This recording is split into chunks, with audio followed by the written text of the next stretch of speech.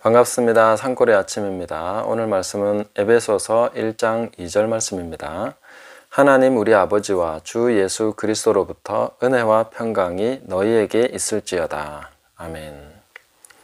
자, 이 말씀은 우리가 성경을 읽을 때는 아마 그냥 스쳐가는 말씀일 가능성이 많습니다. 아, 인사했구나. 사도 바울이 이제 에베소 성도들에게 인사를 했지. 이렇게 하고 지나가면 그야말로 인사말이 됩니다. 그러나 우리가 읽는 것은 그냥 일반 책이 아니고 성경이죠. 성령으로, 영감으로 기록된 말씀이기 때문에 이 말씀이 그냥 여기에 있다라고 볼 수는 없는 것이죠. 그래서 이 말씀에서 세 가지 중요한 것들을 우리가 생각해 보려고 합니다. 첫 번째로는 이 인사말이 전해질 때에 사도 바울은 어떠한 말을 하기 전입니다. 책망이나 권면이나 아니면 회개 촉구든지 뭐든지 하기 전에 이 말씀이 선포됐다 하는 것, 선포의 의미로 보셔야 됩니다. 또 하나는 이제 사도가 이 말씀을 선포할 때에 주어지는 권위의 출처가 어딘가 이런 것을 살펴보고, 세 번째로는 이 말씀에서 왜 성령님은 없는가. 보통 우리가 축복할 때는 성삼위 하나님의 이름으로 축복을 하게 되죠. 그런데 인사할 때는 왜 성령님이 빠져있나, 이런 걸 우리가 살펴보도록 하겠습니다. 자, 그럼 첫 번째로 우리가 사도 바울이 은혜와 평강을 제일 먼저 선포한 이 부분에 대해서 살펴보겠습니다. 은혜와 평강이야말로 그리스도인의 모든 삶의 기초가 됩니다. 그런데 이 내용을 살펴보면 은혜라는 것은 우리가 항상 자격 없는 자에게 주어진다. 정말 은혜가 은혜답기 위해서는 우리가 그런 자격이 없어야 되는 거죠. 받을 만한 자격이 없는 자에게 주어지는 것이 은혜입니다. 그리고 평강이라는 것은 모든 것을 다 이룬 다음에 이루어지는 것이 평강입니다. 그러니까 싸움을 싸우고 있는 동안에는 샬롬이라는 것이 없습니다. 그런데 이제 적을 다 쓰러뜨리고 적장의 목을 베고 그 시체를 밟고 서서 그 다음에 이제 샬롬 하고 외칠 수 있는 것입니다. 그런데 사도 바울은 이 말씀을 제일 먼저 선포하고 있다는 것이죠. 이 부분에서 우리가 우리 삶이 지금 어떠해야 하는가 하는 것을, 기초를 제대로 형성할 수 있다는 것입니다. 에베소서를 받는 수신자의 입장에서 이 은혜와 평강이 가장 먼저 선포되고 있다는 것을 우리가 생각할 수 있어야 됩니다. 내가 분명히 뭔가 말씀을 들으려고 하는데 사도가 먼저 은혜와 평강이 있을지어다 라고 선포를 하는 것이죠. 그것이 우리에게 주는 의미는 굉장히 큰 것입니다. 내가 아직 회개하지도 않았고 뭘 제대로 이룬 것이나 이런 것에 대해서도 점검이 된 바가 없는데 사도는 은혜와 평강이 너에게 있을지어다 라고 선포를 해준 것이죠. 그래서 우리가 하나님과 우리와의 관계, 그리고 사도나 다른 성도들과의 관계에 있어서도 항상 이 은혜와 평강이 가장 기초로, 가장 먼저 우리에게 확립이 되어 있어야 된다 하는 것을 꼭 깨닫고 또 적용을 해야 됩니다. 하나님의 은혜 안에서만 우리는 강한 사람이 될 수 있습니다. 다니엘은 자기 하나님을 아는 백성은 강하여 용맹을 바라리라 했고, 또한 디모데 후서 2장 1절에서 바울은 디모데에게 네가 그리스도 예수 안에 있는 은혜 속에서 강해야 된다고 말하고 있습니다. 은혜가 아니면 하나님의 말씀을 들을 수도 없는 입장이 되는 것이죠. 하나님의 은혜 안에 있어야만 우리는 담대할 수 있고, 또 하나님이 주시는 모든 것을 받을 수 있고, 또 우리가 회개할 수도 있습니다. 은혜 없이는 회개도 안 되는 것이고, 또 우리 삶의 모든 기초가 다 허물어져 버리는 것입니다. 하나님의 은혜를 강력하게 우리 삶의 기초로서 확립을 해 놓아야 된다. 사도는 그래서 그것을 바로 선포해주고 있다 하는 것입니다. 그리고 샬롬은 모든 것을 다 이긴 다음에 주어지는 것인데, 이미 시작도 하기 전에 우리는 샬롬을 받은 자가 되는 것입니다.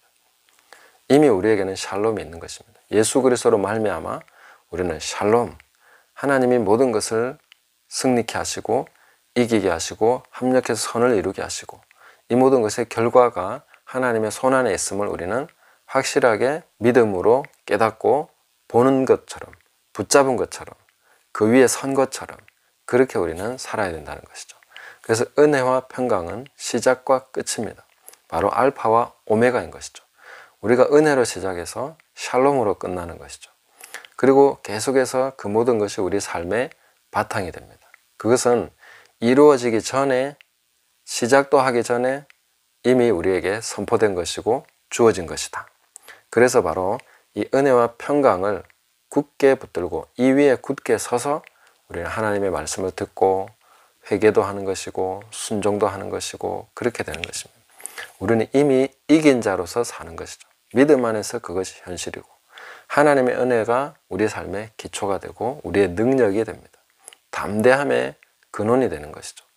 그래서 우리는 은혜 받은 자답게 은혜를 헛되이 하지 않도록 우리 마음을 잘 갈무리해서 하나님을 더 기쁘시게 하는 그런 마음의 태도를 가져야 됩니다. 믿음으로 나가야 되는 거죠. 상주심을 바라고 나가야 되는 것이죠.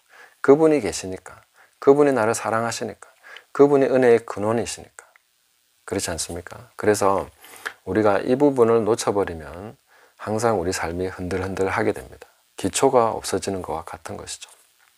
그리고 사도 바울의 입장에서 이 은혜와 평강을 선포하게 될 때에 몇몇 사람은 마음에 안 드는 사람이 있을 수도 있습니다. 우리가 사도행전 20장 29절 30절을 읽어보면 내가 떠난 후에, 바울이 떠난 후에 이 이리 때가 와서 너희를 아끼지 않을 것이고 또 너희 중에서도 자기를 따르게 하려고 어그러진 말을 하는 사람들이 나타날 줄을 내가 안다. 그 장로들을 모아놓고 그런 얘기를 한 것입니다. 너희 중에도 그런 인간이 나올 거야. 그래서 사도 바울이 이 에베소서를 쓸 당시쯤에는 아마 그런 사람이 나왔겠죠. 그리고 그런 싹이 보이는 사람들이 분명히 있었을 것입니다. 그럼에도 불구하고 사도 바울은 은혜와 평강을 선포하고 있습니다. 그리고 그들을 향해서 성도들이다, 그리스도 안에 있는 신실한 자들이다 라고 말하기를 주저하지 않는 것이죠.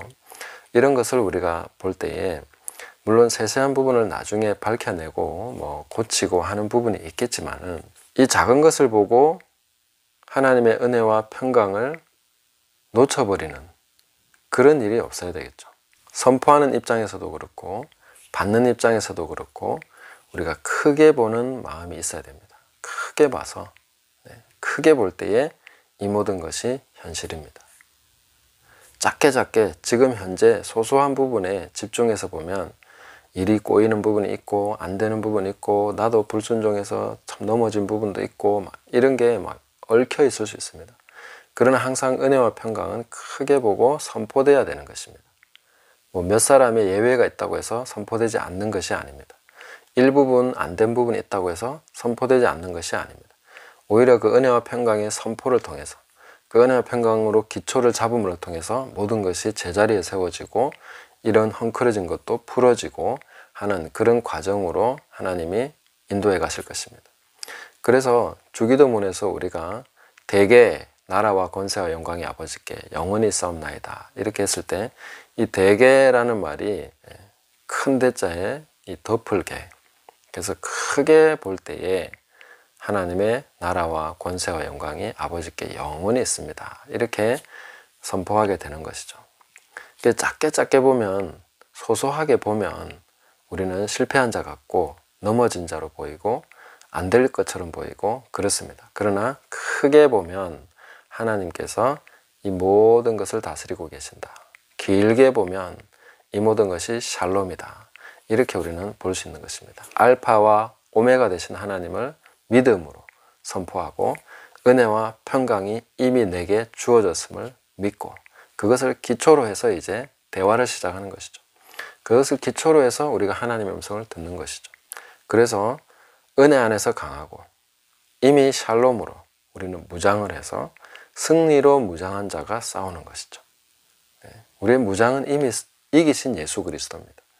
그래서 승리는 이미 우리의 것이고 샬롬도 이미 우리의 것이고 이것이 이미 우리에게 주어진 상태에서 우리는 싸우는 것이고 그런 삶을 살아가고 있는 것이다 하는 것을 사도 바울의 선포를 통해서 우리에게 가르쳐주고 계신다 하는 것입니다.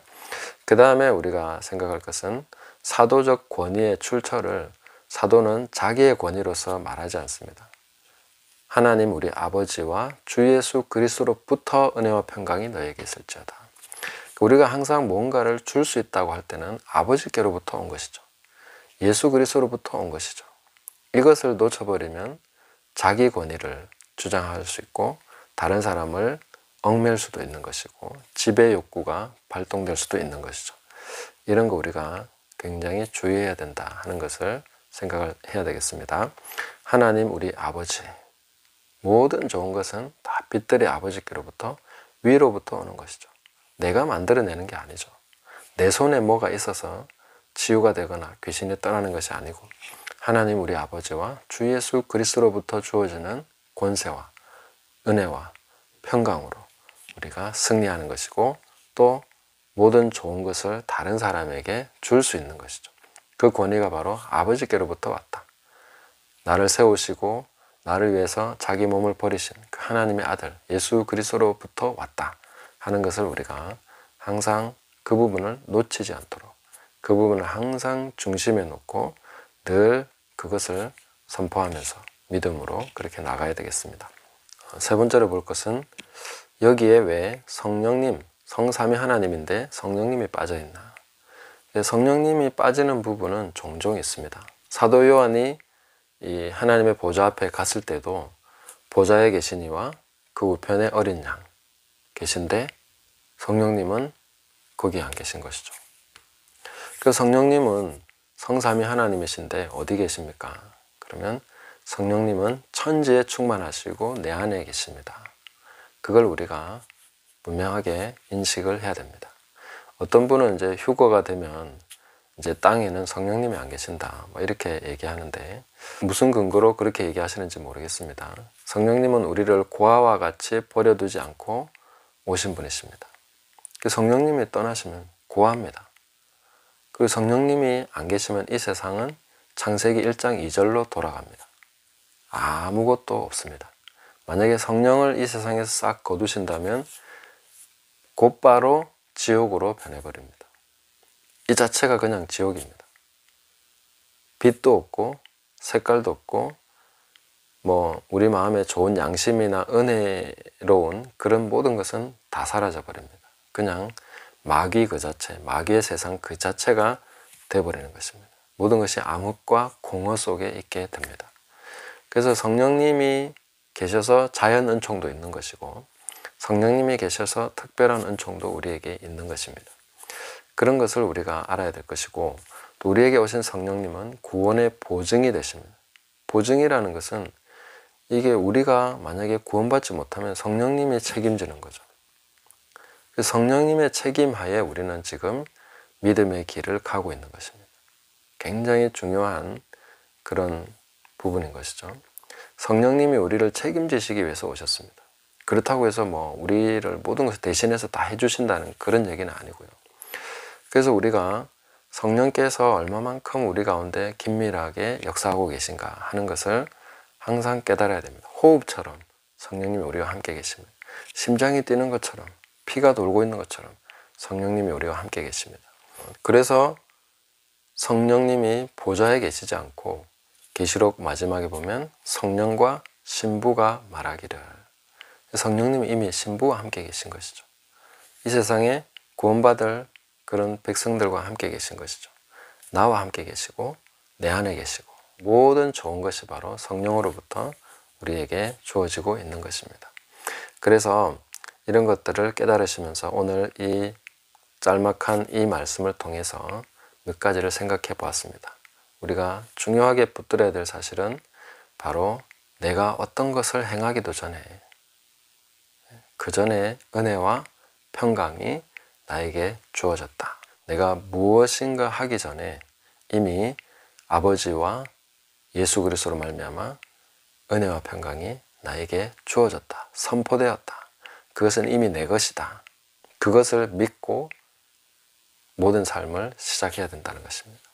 오늘 하루 시작하실 때 또 우리 모든 삶을 시작하실 때 이미 모든 것이 이루어졌도다. 십자가에서 예수님이 선포하신 것처럼 다 이루었다. 그래서 샬롬 말할 수 있는 것입니다. 성령께서 보증이 되시기 때문에 샬롬 말할 수 있는 것입니다. 그것을 우리가 꼭 기억하시면서 이미 우리는 끝을 가지고 살아가는 사람, 알파와 오메가가 우리 손에 우리에게 이미 주어져 있다 하는 것을 깨달으시고 이 삶의 든든한 기초를 바탕으로 해서 담대하게 하나님을 더 사랑하시고 또 하나님께 순종하시고, 그래서 오늘의 모든 삶에 있어서 이미 승리한 그 길을 갈 수 있기를 바랍니다. 제가 다윗과 골리앗 얘기할 때 말씀드렸는데, 그 자리에서 누가 뛰어나가서 골리앗과 싸워도 이기는 것입니다. 막대기를 들고 가도 이기는 것이고, 돌멩이를 들고 가도 이기는 것이고, 칼을 들고 가도 이기는 것입니다. 다 이기게 되어 있습니다. 누가 가도 이기는 싸움이었는데 아무도 나서지 않았던 것이죠.